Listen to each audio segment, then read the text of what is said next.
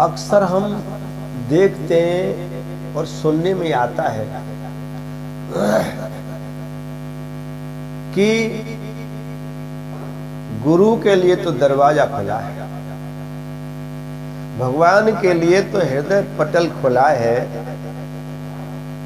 लेकिन गुरु से जो संबंध रखते हैं उनके लिए दरवाजा बंद है। भगवान से जुड़े हैं उनके लिए कोई जगह नहीं हृदय। तो ये कहां तक उचित है? क्या हम केवल गुरु को ही पाकर या गुरु की ही सेवा करके ही सब कुछ पा सकते हैं? गुरु के जो प्रिय हैं, गुरु का जो प्रिय कार्य है, गुरु की जो चाहत है, उसका कोई रेस्पेक्ट न करे। गुरु की चाहत से क्या मतलब? गुरु की इच्छा से क्या मतलब? गुरु की प्रसन्नता से क्या मतलब? गुरु की किसी कार्य से क्या मतलब? गुरु के किसी प्रिय जन से हमें क्या मतलब? हमें तो सिर्फ गुरु से मतलब है। तो कहां तक उचित है? मेरी समझ से तो उचित नहीं है। अरे ये तो वो बात हो गई जैसे हम गोविंद को तो प्रेम करते हैं, हम गोपाल को तो प्रेम करते हैं, लेकिन गोविंद की गैया से प्रेम नहीं करते। हम गोविंद को तो प्रेम करते हैं, लेकिन गोविंद की गीता को कोई रेस्पेक्ट नहीं करते, उस पर कोई ध्यान नहीं देते। हम गोविंद से तो प्रेम करते हैं, लेकिन गोविंद के जो भक्त हैं, संत हैं, उनसे हमें कोई लगाव नहीं। गोविंद से तो प्रेम है, लेकिन गोविंद की भागवत कथा से बिल्कुल हमें लगाव नहीं है। बाहर में जाए। गोविंद से प्रेम है, लेकिन ब्रजवासियों से, ब्रज से कोई भी लगाव नहीं। अरे गोविंद से तो प्रेम हमें है, लेकिन यमुना जी से कोई लगाव नहीं। कूड़ा करकट डाल दिया। तो फिर हम सोचते हैं कि हम केवल गोविंद से प्रेम करके गोविंद को प्रसन्न कर पाएंगे? नहीं, बस कभी नहीं। तुम कितना भी गोविंद को प्रसन्न करने का प्रयास करना प्यारे, लेकिन तुम गोविंद की कृपा कभी पा ही नहीं सकते। नेवर गॉट फेवर दी गॉड, कभी नहीं, नेवर। इसलिए सीधा सिद्धांत यही है, मेरा भी, शास्त्रों का भी, विद्वानों का भी, कि अगर तुमको गोविंद की कृपा प्राप्त करनी है तो गोविंद से जो जुड़े हैं ना, उनसे भी प्रेम करो, उनकी भी सेवा करो, उनकी भी देख रेख करो। गोविंद की कृपा पाना चाहते हो तो भागवत से प्रेम करो, गीता को अंगीकार करो, गौ की रक्षा सेवा करो, भक्तों की, संतों की सेवा करो, भगवान की और प्यारी प्यारी बातों को अपने हृदय में स्थान दो। ब्रज का, ब्रजवासियों का, यमुना जल का विशेष ध्यान रखो, तो निश्चय ही गोविंद की कृपा प्राप्त होगी। भगवान कहते हैं ना, मुझे प्रसन्न कर लो या न कर लो, इससे कोई भी मतलब हासिल नहीं होगा। मेरे भक्त जो मुझसे जुड़े हैं ना, उनकी तुम सेवा करोगे तो निश्चय ही मैं प्रसन्न हो जाऊंगा। ऐसी गुरु का है। गुरु की what is hobby, what is like, उनको क्या पसंद है, वो किस चीज से प्रसन्न होते हैं, वो हम करें तो अवश्य ही गुरु की कृपा सिंधु नर हरे रूप, मतलब भगवान के रूप में गुरु का जो पदार्पण हुआ है तुम्हारे कल्याण के लिए, वो कृपा अवश्य आपको मिलेगी। इसमें बिल्कुल भी दो राय, सीधी बात है। भाई किसी को तुम्हें अपना बनाना है तो उसकी पसंद को देखो, उसकी लायक को देखो, उसकी इच्छा को देखो, उसकी चाहत को देखो, उसके अनुसार कार्य करो, तो अवश्य वो सामने वाला आपसे इम्प्रेस होगा, प्रभावित होगा, आपके लिए झुकेगा, आपके लिए आगे आएगा, आपके लिए उसके मन मंदिर में बिल्कुल निश्चित जगह बनेगी। अब कोई साधारण प्राणी हो या फिर गुरु हो या फिर वो परमात्मा हो, अपना इष्ट हो, कोई भी हो सकता है। तो भागवत में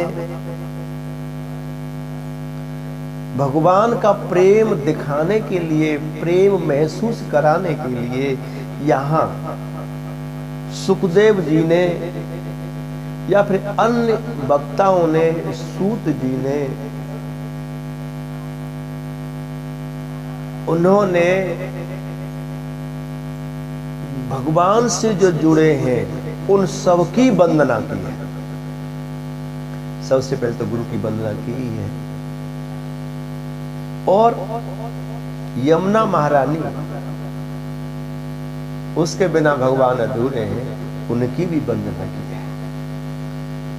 लिखा, श्री यमुना जी सदा सहाय, श्री गोपी जन वल्लभाय नमः, भरोसो दृढ़ इन चरणन केरो, श्री वल्लभ नख चंद्र छटा बिन, सब जग मोहे अंधेरो, भरोसो दृढ़ इन चरणन केरो, साधन और नाई जा जग में, जा सो होय निवेरो, भरोसो दृढ़ इन चरणन में मेरो, सूरदास कह दुय विद्या धरो, बिना मोल हो चेरो, भरोसो दृढ़ इन चरणन में मेरो।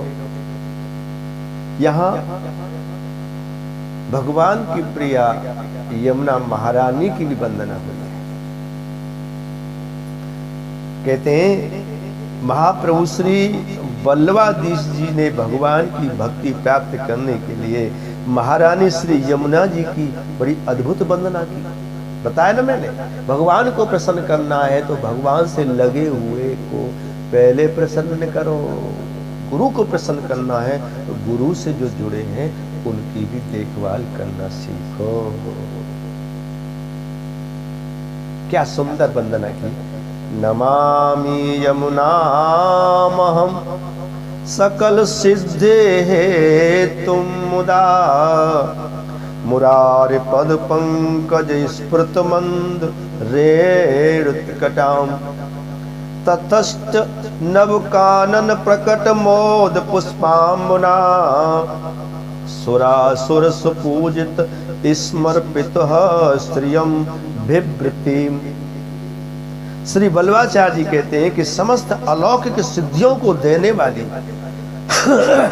मुर दैत्य के शत्रु भगवान श्री कृष्णचंद्र के चरण कमल की तेजस्वी व अधिक अर्थात जल से अधिक रेणु को धारण करने वाली, अपने तट पर स्थित नवीन वन के विकसित सुगंधित पुष्प मिश्रित जल द्वारा सुर अर्थात दैन्य भाव वाले ब्रज भक्तों के, असुर अर्थात मान भाव वाले ब्रज भक्तों के द्वारा अच्छी तरह से पूजित श्री कृष्णचंद्र की शोभा को धारण करने वाली श्री यमुना महारानी को मैं सहर्ष नमस्कार करता हूँ।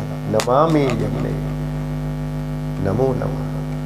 इस तरह से, क्योंकि वो जानते हैं कि भगवान को यदि हमें चाहना है, भगवान को प्रसन्न करना है, तो भगवान से जो जो वस्तु, जो जो स्थान, जो जो चीज जुड़ी है उसको पहले प्रसन्न करना होगा। और इसके बाद और भी वंदनाएं भागवत में आई है कि वर्णानाम अर्थ संघानाम रसानाम छंदसामपि मंगलानाम च कर्तारो वंदे वाणी विनायको। वैसे नियम तो ये होता है कि सबसे पहले गणेश जी की वंदना होती है। प्रथम गणेश मनाए, गाये गणपति क्योंकि विघ्न विनाशक है। विघ्नेश्वराय वरदाय सुरप्रियाय लंबोदराय जगद्दुताय नागाननाय श्रुति यज्ञ विभूषिताय गौरी सुताय गणनाथ नमो अस्तुते। लेकिन भागवत में सबसे पहले गुरु, उसके बाद ब्रज में बहने वाली रमने वाली यमुना मैया की वंदना, उसके बाद और यहाँ गणेश जी की छंदों की और इन सब की वंदना की है। क्योंकि श्री रामचरितमानस में और ये बाबा तुलसीदास जी कहते हैं कि वर्णानामर्थ संघानाम रसानाम छंदसामपि मंगलानाम च कर्तारो वंदे वाणी विनायको। संत तुलसीदास जी कहते हैं वर्णमाला के सभी अक्षरों के अनेक प्रकार के अर्थों, रसों, छंदों और मंगलों के करने वाले श्री सरस्वती और श्री गणपति जी की भी मैं वंदना करता हूं।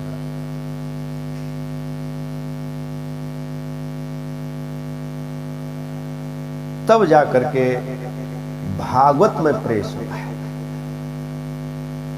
गजाननम भूत गणादि सेवितम कपित जम्मू फलचार वक्षरम उमासुतम शोक विनाशकारकम नमामि विघ्नेश्वर पाद पंकजम।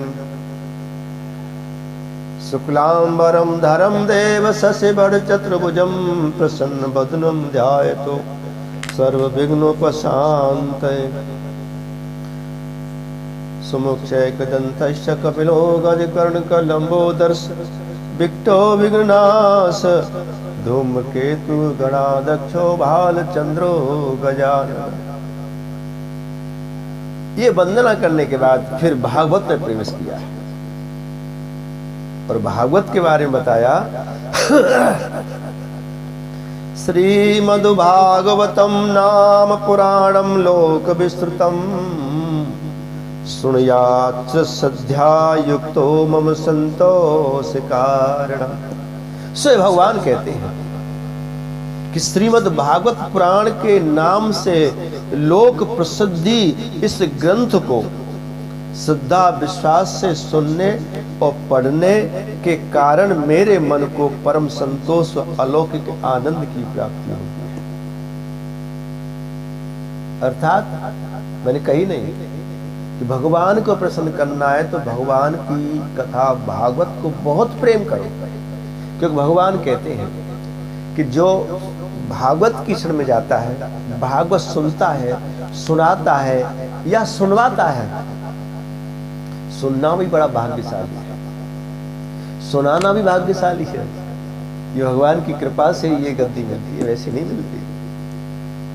और सुनवाना, औरों को सुनवाना तो क्या कहूँ, मेरे पास कोई शब्द नहीं है उनकी प्रशंसा करने के लिए।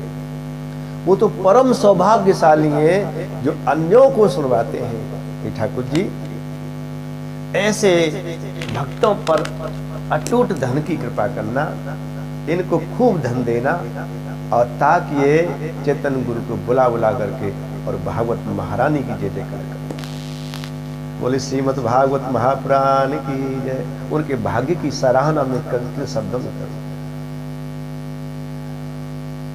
क्योंकि भगवान प्रसन्न होते हैं। भगवान को प्रसन्न करना है तो ये नियम आप बना लो, भगवान से प्रार्थना करो कि हे ठाकुर जी हमें इस लायक बनाओ कि हम तुम्हारा गुणगान, तुम्हारी कथा और लोगों को सुनवाएं। बड़े भव्य आयोजन करना है, देखिए। लेकिन कंजूसी नहीं करना। बहुत लोग तो कैसे कैसे झूठा है, संकल्प कर करके लोग भगवान के क्रोध का भाजन बन रहे हैं।